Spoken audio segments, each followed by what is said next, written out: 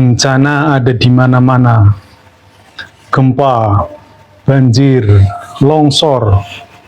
Demikian halnya peperangan, pembunuhan, anarkis sampai korupsi berjamaah merebak di setiap tempat dan level kehidupan. Pertanyaan yang paling mendasar adalah perbuatan atau atas kuasa siapakah itu semua? Apakah Tuhan atau manusia atau sharing atas keduanya? 4 aliran mainstream akidah umat Islam memberikan jawaban yang berbeda, bahkan seringkali bertabrakan.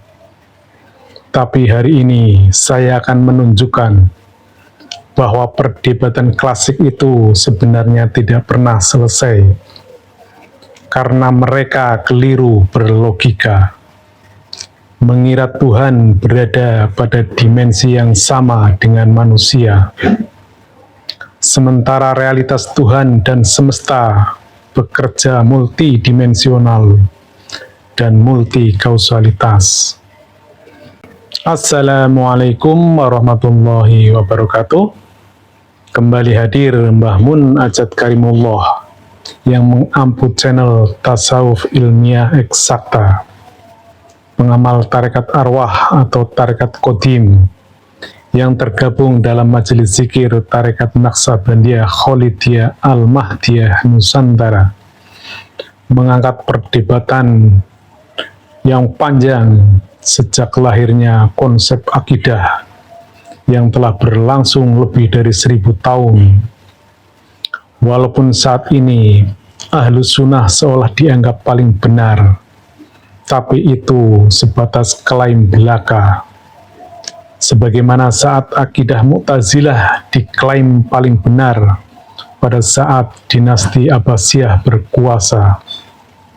Namun sesungguhnya konstruksi dan alur logikanya amat rapuh.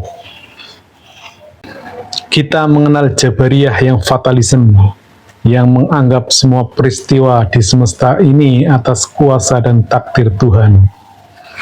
Sebaliknya Qadariyah yang termanifestasikan pada aliran Mu'tazilah menganggap kejadian di dunia ini ya karena manusia, walaupun Tuhan mengetahuinya. Dan Ahlus Sunnah hanya mengambil posisi aman, berpendapat di antara keduanya. Selama ini perdebatan akidah terjebak pada diksi dan narasi, serta pola berpikir horizontal yang dibatasi materi, ruang, dan waktu. Lupa bahwa semesta ini bertingkat dan gradatif. Di setiap dimensi ada hukum kausalitasnya sendiri. Maksiat dan bencana terjadi bukan di alam ruh, tetapi di dimensi jiwa dan materi. Ketika kita memahami struktur dimensional semesta, barulah terlihat mengapa aliran akidah berbeda dalam memetakan perbuatan manusia.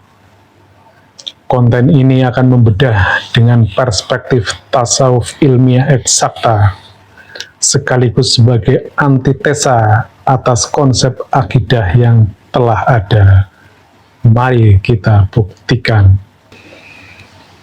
Pada peristiwa terjadinya gempa, banjir, perang, pembunuhan, atau korupsi, perbuatan ini sesungguhnya siapa yang berperan dan siapa yang berkuasa? Apakah Tuhan cawe-cawe atau lepas tangan dalam peristiwa ini? Menurut akidah Jabariyah, sepenuhnya itu adalah perbuatan Tuhan, karena manusia tidak punya daya upaya. Sedangkan menurut Mu'tazilah, yang merupakan representasi dari aliran Qadariyah atau antitesanya Jabariyah, berpendapat ini semua adalah ulah manusia, tetapi Tuhan mengetahuinya. Sedangkan menurut Ahlus Sunnah itu kuasa Tuhan, tapi manusia mempunyai kasab. Kasab itu akuisisi, pengakuan, sehingga tetap mempunyai implikasi dosa. Slide ini menggambarkan adanya evolusi akidah sepanjang sejarah. Jadi akidah yang pertama muncul adalah Jabariyah atau fatalism. Hal ini sangat erat kaitannya dengan kondisi Jazirah Arab pada saat itu, di mana teknologi masih belum ada, sementara alam begitu kerasnya, panas dan jauh daripada subur, sehingga manusia benar-benar sangat tergantung kepada alam. Artinya tingkat kepasrahannya sangat tinggi, sehingga yang lahir yang pertama adalah aliran Jabariyah, yang intinya bahwa seluruh kehendak adalah kehendak Allah, kehendak Tuhan. Manusia tidak punya kehendak, dia sebagaimana robot atau wayang saja. Kemudian 200 tahun kemudian ada tokoh yang cukup sentral, yaitu Abu Ali Al-Jubai, yang merupakan tokoh Mu'tazilah yang alirannya adalah rasional. Dan ini merupakan representasi dari aliran Qadariyah, yang ciri khasnya bahwa perbuatannya itu adalah perbuatan manusia, tetapi Allah mengetahuinya. Jadi Mu'tazilah adalah antitesanya dari Jabariyah.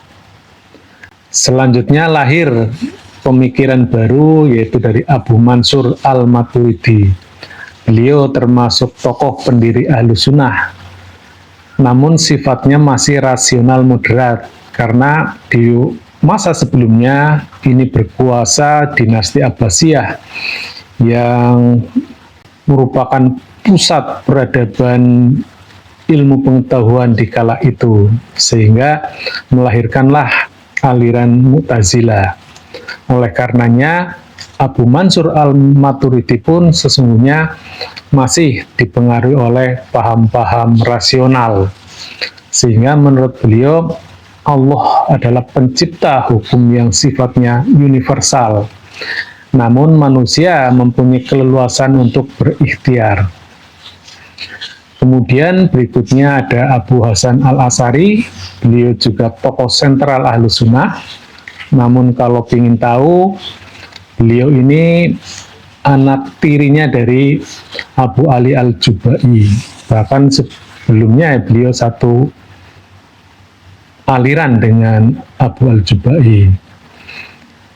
Menurut Abu Hasan Al-Asy'ari bahwa Allah Maha Kuasa, namun manusia mempunyai kasab atau akuisisi atau pengakuan atas perbuatannya.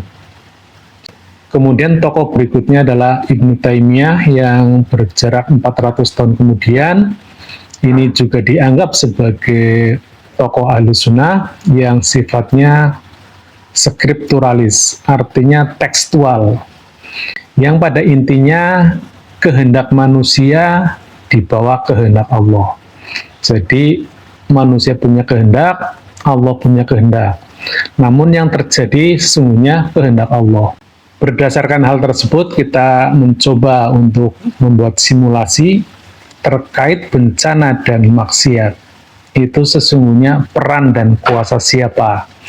Selanjutnya dapat disimpulkan bahwa pada hakikatnya aliran ini hanya ada 3, yaitu Jabariyah yang fatalism, Mu'tazilah yang rasional, Ahlus Sunnah yang moderat di antara fatalism dan rasional.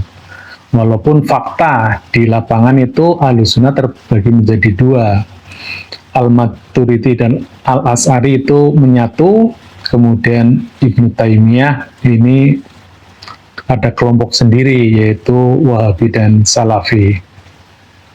Bahwa inti pemikiran dari Imam Asy'ari dan Imam Al-Maturidi selaku tokoh Ahlus Sunnah wal Jamaah, yang pertama, Allah menciptakan semua perbuatan, baik itu perbuatan yang baik maupun yang buruk. Manusia berperan menjalankannya atau mengakuisisinya, mengaku atas perbuatan tersebut. Kemudian kehendak Allah bersifat umum dan meliputi semua hal yang terjadi. Catatan kami, tidak ada batasan yang jelas. Kemudian kehendak manusia ada tetapi terbatas dan tidak menciptakan efek secara independen. Sama juga tidak ada batasan yang pasti, terbatasnya seperti apa. Kemudian takdir sudah ditentukan oleh Allah, tetapi manusia tetap dibebani tanggung jawab moral. Nah, inilah kontradiktifnya di sini. Kasab adalah akuisisi yang sifatnya abstrak dan ambigu. Selanjutnya, inti pemikiran dari Abu Ali Al-Jubai sebagai tokoh Mu'tazilah atau representasi dari aliran Qadariyah. Yang pertama, manusia menciptakan perbuatannya sendiri, bukan Allah. Jadi manusia bebas di sini. Tuhan tidak mungkin menciptakan kejahatan lalu menghukum makhluknya. Agak masuk akal ini ya. Kehendak manusia independen meski berada dalam pengetahuan Allah. Jadi Tuhan pasif ini. Istilahnya aliran ini menganggap bahwa semesta ini sudah sempurna, Tuhan sudah mengirimkan utusannya, nabinya, kitabnya, sehingga manusia diberikan kebebasan. Dan Tuhan sudah lepas tangan, silakan manusia mengurus dirinya sendiri. Kurang lebih seperti itu sederhananya. Takdir hanya ada pada hal-hal yang besar seperti umur, rizki, kematian. Detail perbuatan adalah sepenuhnya hasil pilihan manusia. Sama semuanya juga tidak jelas batasannya. Maksiat murni kehendak manusia. Allah tidak ikut campur. Karena ini menyangkut keadilan. Sehingga manusia yang berkehendak, dia yang bertanggung jawab. Tetap saja catatan kami tidak jelas pemisahan takdir dan maksiat. Kemudian Ibnu Taimiyah selaku tokoh Salafi dan Wahabi, dan ini dikategorikan sebagai ahlu sunnah juga, semua yang terjadi adalah kehendak Allah, irodah kauniyah, Allah yang menciptakan perbuatan baik buruk, tetapi manusia tetap bertanggung jawab karena memiliki niat dan pilihan. Allah tidak mencintai maksiat, tetapi tetap mengizinkan terjadi dalam rencananya. Ya sama ya, berarti Tuhan itu pasif. Takdir bersifat menyeluruh, namun tidak membatalkan pilihan manusia. Ini juga pembatasannya tidak tegas, mana yang takdir, mana yang pilihan manusia. Menolak teori kasab Asy'ari. Nah, inilah yang menyebabkan Ibnu Taimiyah dengan kelompok Asy'ari itu terjadi konflik ini ya di masyarakat. Ia mengatakan manusia memang sebenarnya melakukan, tetapi kejadiannya tetap di bawah kehendak Allah. Jadi Tuhan tidak bisa membatalkan keburukan atau maksiat seseorang. Selanjutnya, agar diperoleh perbandingan yang mudah, kita buat dalam sebuah tabel. Ketika terjadi peristiwa bencana, peran dan kuasa siapakah itu? Menurut Jabariyah, pelakunya adalah 100% Allah, kemudian pelaku utamanya tetap Tuhan, sehingga manusia tidak berperan. Dalam aliran Mu'tazilah, pelakunya adalah hukum alam, kemudian Tuhan di sini fungsinya menciptakan sunatullah, hukum-hukum alamnya. Manusia adalah penerima dampak. Nah, kalau menurut ahlu sunnah, pelakunya adalah Allah, dan Tuhan juga menciptakan gempa juga. Berbeda kalau Mu'tazilah itu menciptakan hukumnya, hukum sunatullahnya. Penerima dampaknya tetap manusia. Menurut Ibnu Taimiyah, pelakunya adalah kehendak Allah, Tuhan adalah mengizinkan atas takdirnya, irodah kauniyahnya. Dan manusia berkontribusi secara moral. Maksudnya begini, jika terjadi bencana, bisa jadi itu merupakan kelakuan manusia yang banyak dosanya. Kurang lebih seperti itu. Kemudian terkait perbuatan maksiat, peran dan kuasa siapakah itu? Nah, ini yang fatalism ini dari Jabariyah. Mereka tetap menganggap itu adalah perbuatan Allah. Pelakunya takdir Tuhan, bukan pilihan manusia. Sehingga catatan kami ini adalah fatalism ekstrim. Manusia hanya sebagai robot. Kemudian Mu'tazilah, pencipta maksiat ya tetap manusia, pelakunya manusia, dan Tuhan tidak mencipta maksiat itu. Jadi sepenuhnya ini adalah tanggung jawab manusia itu sendiri. Kemudian menurut Ahlu Sunnah, Allah lah yang mencipta maksiat itu, manusia yang mengakuisisi perbuatan maksiat, dan manusia juga yang menerima dampaknya. Menurut Ibnu Taimiyah, penciptanya adalah kehendak Allah, pelakunya adalah iradah syar'iyah, yang pada intinya Allah menghendaki kebaikan. Jadi dari seluruh aliran tersebut, catatan kami adalah tidak ada kejelasan pembagian peran dan kuasa. Jadi terjadi ambiguitas. Berdasarkan hal tersebut, kami membuat sebuah hipotesa bahwa seluruh argumentasi aliran akidah terkait af'al dan takdir, baik itu Jabariyah, Qadariyah, atau Mu'tazilah, dan Ahlus Sunnah, cacat logika. Apa alasan kami? Yang pertama, membandingkan Tuhan versus manusia pada dimensi yang sama. Jadi, semua aliran menganggap bahwa Tuhan berkompetisi dengan manusia di alam dunia ini, sehingga terjebak dualisme Tuhan atau manusia. Yang kedua, menafikan semesta ini multidimensional.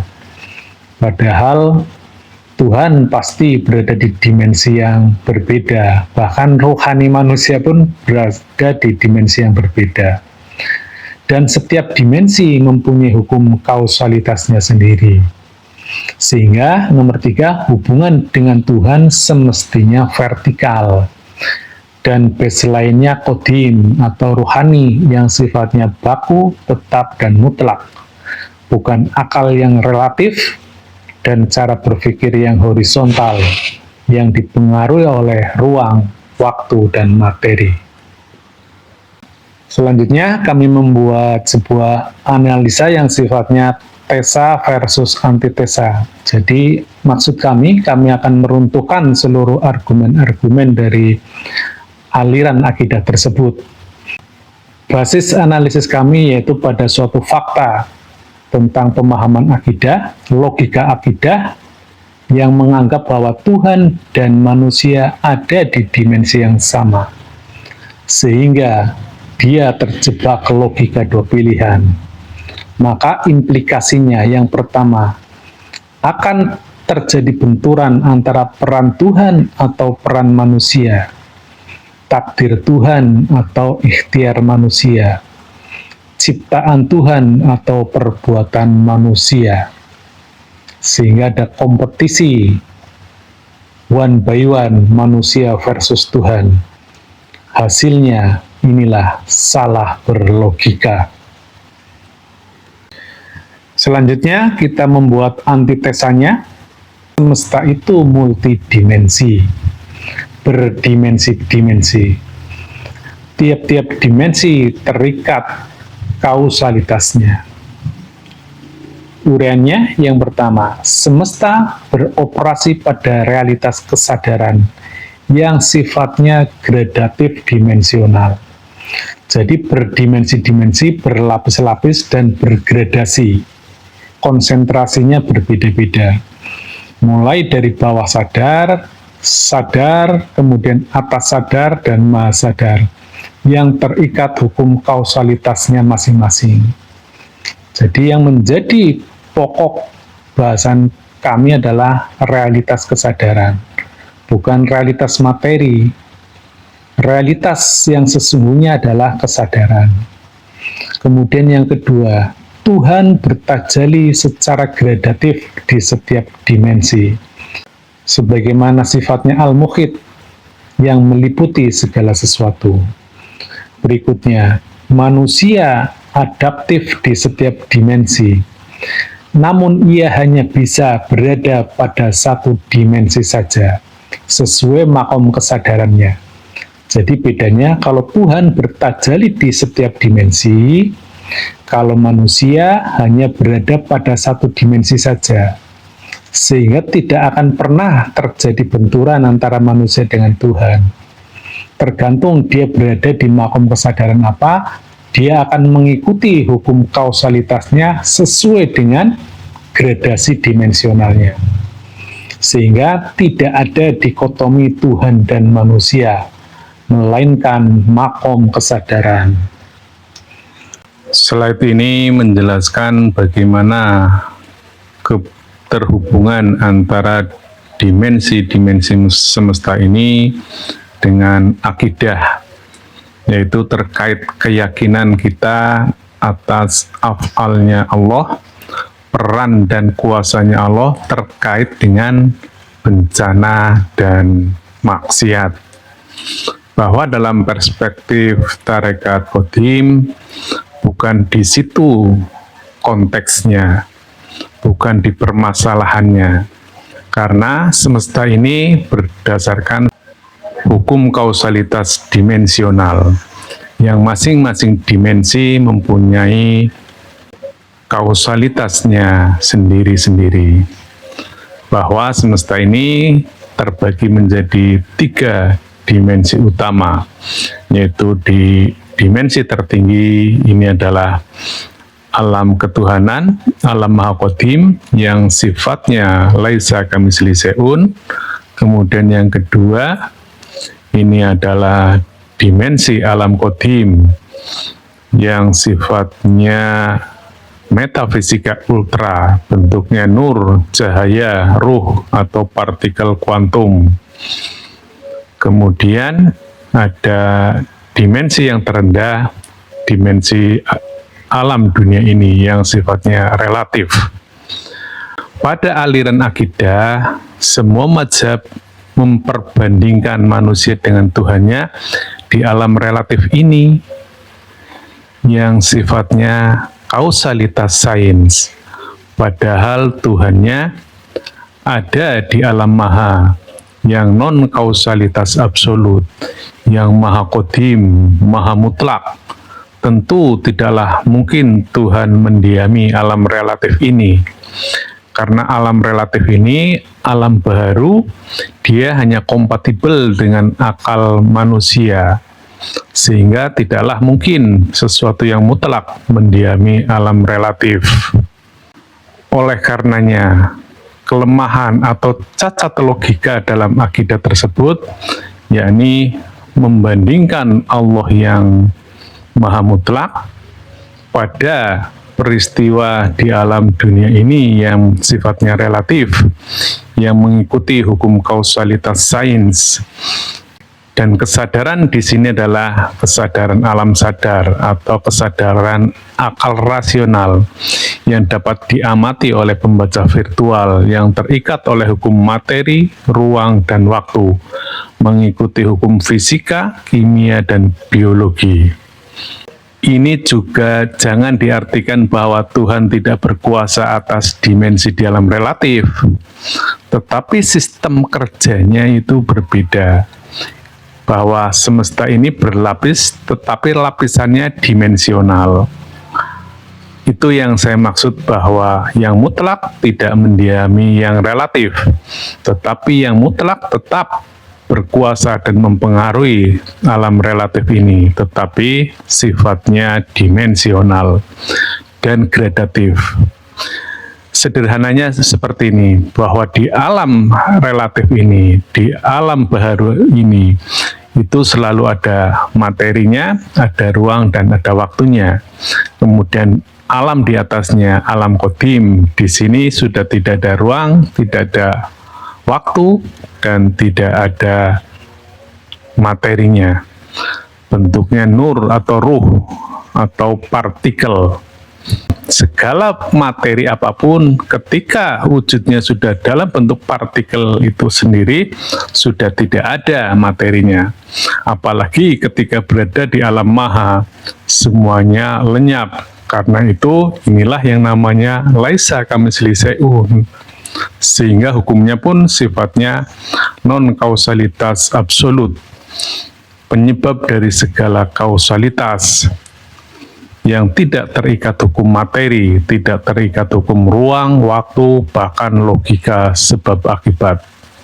Demikian, semoga dapat dipahami. Apabila kita sandingkan level-level dimensional tersebut dengan kesadaran manusia, dapat saya jelaskan demikian, bahwa kesadaran adalah hasil interaksi antara ruh, akal, naluri, dan kolbu.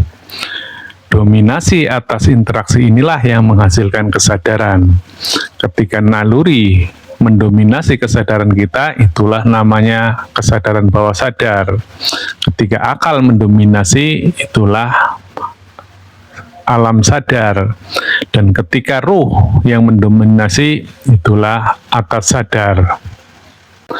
Apabila tingkat kesadaran kita sandingkan dengan dimensi semesta ini, maka akan terjadi seperti ini. Ketika manusia berada dalam kesadaran maha sadar, dia fungsinya sebagai sibagat Allah. Artinya segala perbuatannya, segala af'alnya adalah menjadi alatnya Tuhan. Karena tingkat kesadarannya sudah sangat presisi dengan kesadaran Tuhan. Sebagaimana Nabi ketika berada dalam keadaan maha sadar, maka perkataannya menjadi kalamnya Allah, menjadi kitab suci. Misalnya ketika Nabi Muhammad Iqra bismi rabbik, sesungguhnya adalah perkataan Tuhan. Demikian juga ketika manusia berada dalam kesadaran atas sadar, inilah kesadaran ruhani yang dalam posisi tersambung dengan sistem wasilah. Tali wasilah adalah sistem kebersambungan ruhani antara Tuhan dengan manusia di dunia ini melalui adaptor dimensional, yaitu Rasulullah. Dan di dunia ini selalu ada transmitternya, dahulu seorang nabi, dan kemudian diteruskan dengan pewarisnya, al-ulama warasatul anbiya. Dia bisa seorang waliya mursida, ulil amri minkum, atau rasulun min anfusikum. Kemudian kondisi atas sadar ditandai dengan zero, not belonging, not preference. Jadi di sini sudah tidak ada keakuan, tidak ada kepemilikan.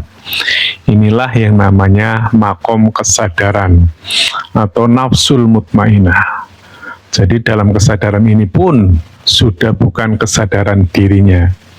Namun karena sifatnya di sini juga gradatif, di masing-masing dimensi juga sifatnya gradatif, ini amat tergantung kepada makom kesadarannya, walaupun sama-sama di level atas sadar. Nah, kemudian ketika kesadaran kita berada di dalam dunia yang terikat oleh hukum ruang dan waktu, pada hakikatnya disinilah manusia bertanggung jawab. Ketika berada dalam kesadaran sadar, yang bekerja adalah akal rasionalnya, yang mengikuti hukum sunatullah, hukum ruang, waktu, dan energi. Demikian juga ketika kita berada dalam bawah sadar, yang bekerja adalah algoritma kita, afirmasi, law of attraction, dogma, keyakinan, dan sebagainya. Yang pada intinya di area ini adalah area kesadaran manusia, sehingga manusia yang mempunyai tanggung jawab. Tetapi sekali lagi harus dipahami, bukan peristiwanya, tetapi kesadarannya. Inilah yang membedakan pemahaman kami dari Tarekat Qadim dengan para ulama akidah yang termanifestasikan dalam aliran Jabariyah, Qadariyah, atau Mu'tazilah, dan Ahlus Sunnah wal Jamaah. Sekali lagi saya tegaskan, aliran-aliran tersebut membandingkan Tuhan dan manusia berkompetisi di alam dunia ini. Padahal kesadaran Tuhan tidak mungkin incas di arah ini. Masing-masing dimensi mempunyai kausalitasnya sendiri-sendiri. Oleh karenanya, sudah jelaslah bahwa dalam perspektif tarekat Qadim yang menjadi pokok permasalahannya bukanlah aktivitas ini, tetapi level kesadarannya. Ketika kita berada dalam kesadaran bawah sadar, berarti kontributornya itu 100% manusia. Demikian juga ketika kita berada di alam sadar yang terikat oleh hukum ruang dan waktu, maka tetap saja kontributornya adalah manusia. Namun di sini yang membedakan adalah karakteristiknya, kausalitasnya. Pada alam bawah sadar, membunuh dan atau korupsi itu merupakan dorongan syahwat, baik dendam, keuntungan pribadi, bawaan diri, kepuasan sesaat, hedon, kekuasaan, dan seterusnya. Bencana juga bisa dianggap sebagai sebuah karma, hukuman. Oh, ini dosa-dosa umat, oh ini dosa-dosa saya, sehingga menimbulkan efek derita, kesedihan, dan lain-lain. Itulah respon bawah sadar atas terjadinya bencana atau maksiat. Pada alam sadar, peristiwa membunuh dan korupsi pada hakikatnya tidak terjadi, karena akal rasional mempunyai pertimbangan dan logika, sehingga peristiwa ini sebenarnya tidak ada. Makanya kalau ada peristiwa membunuh dan korupsi, sesungguhnya dia berada dalam kesadaran bawah sadar. Silakan dicek di negara dengan peradaban tinggi, maka angka kriminalitas dan indeks korupsinya pastilah rendah. Dan atas bencana, responnya di kesadaran ini pasti dapat dijelaskan secara kausalitasnya, atau akan dicari solusinya dan bagaimana teknologinya. Jadi demikian, di kesadaran ini, di kesadaran sadar dan alam bawah sadar adalah tanggung jawab manusia. Ketika manusia berada di atas sadar, kesadaran ruh yang tersambung ke dalam sistem wasilah atau kesadaran qadim, maka pada hakikatnya manusia sudah berada dalam keterbimbingan Tuhan. Disinilah makomnya orang mukmin. Namun tetap saja dalam dimensi kesadaran ini sifatnya pun gradatif.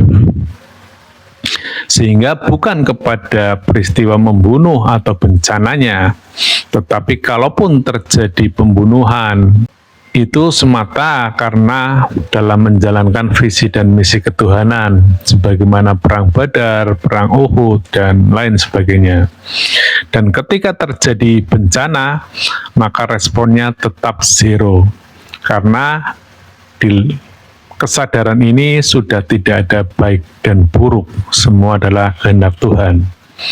Dan pada kesadaran yang tertinggi yaitu Maha Sadar, 100% ini adalah kontributornya Tuhan. Manusia sifatnya sebagai simbahat Allah. Jadi seluruh tindakannya adalah tindakan Tuhan.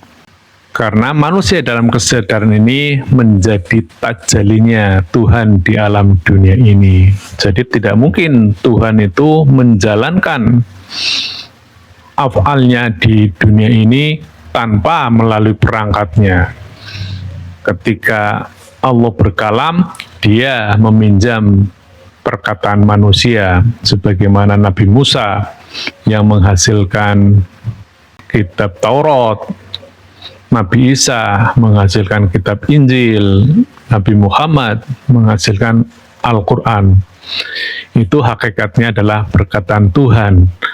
Namun di alam realitas, di alam ruang dan waktu, yang berbicara adalah Nabi Muhammad. Inilah yang namanya sibghatullah. Jadi bukan terikat oleh kejadian atau af'alnya, tetapi kebersambungan dengan Tuhannya. Kita juga pernah mendengar kisah Ali bin Abi Thalib saat akan membunuh musuhnya di medan perang. Dan musuh tersebut sudah dalam posisi terdesak, siap dipenggal lehernya, tiba-tiba dia meludahi Ali bin Abi Thalib. Sehingga Ali emosi dan beliau membatalkan untuk tidak menebas lehernya. Karena membunuhnya menjadi dipengaruhi oleh bawah sadarnya, bukan oleh kesadaran ilahi, bukan oleh kesadaran atas sadar. Itulah walaupun sama-sama peristiwa membunuh, jikalau Ali saat itu langsung menebas lehernya, maka peristiwa pembunuhan itu berubah nilainya menjadi bawah sadar karena dalam keadaan emosi. Demikian, semoga dapat dipahami. Berdasarkan uraian di atas, selanjutnya kami membuat kesimpulan bahwa seluruh argumentasi aliran akidah terkait af'al dan takdir, baik itu Jabariyah, Qadariyah yang diwakili oleh Mu'tazilah, dan Ahlus Sunnah, semuanya cacat logika. Bahwa semesta beroperasi pada realitas kesadaran yang sifatnya gradatif dimensional dan terikat hukum kausalitasnya masing-masing. Setiap dimensi, setiap kesadaran mempunyai kausalitasnya sendiri-sendiri. Kemudian yang kedua, seharusnya alur logikanya itu vertikal, sehingga sifatnya bukan komparasi horizontal. Manusia tidak pantas dibandingkan dengan Tuhan. Manusia terikat oleh hukum ruang dan waktu. Melainkan seharusnya alur logikanya adalah vertikal, yang gradatif dan dimensional. Tuhan berada bertajali di tiap-tiap dimensi. Kesadaran manusia hanya menempati satu dimensi dalam sistem gradasi dimensional tersebut. Pemirsa, pada akhirnya memahami akidah bukan hanya soal mengutip dalil, tapi membaca mekanisme semesta yang ditetapkan Allah Subhanahu wa Ta'ala. Ini yang sering saya sampaikan, akal dulu baru berdalil. Artinya, akalmu tegak lurus dulu sebelum berdalil. Amat berbahaya ketika akalnya tidak tegak lurus, namun sudah berani berdalil.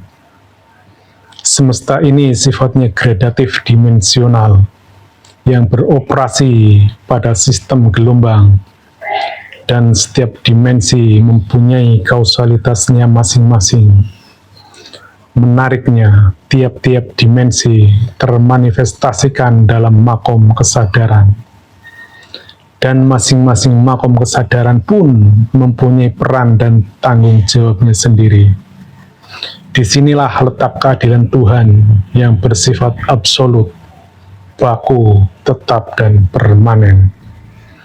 Demikian, mohon maaf sekiranya banyak hal yang kurang berkenan dalam penyampaian kami. Illahi anta maksudi waridhoka matlubi. Wassalamualaikum warahmatullahi wabarakatuh.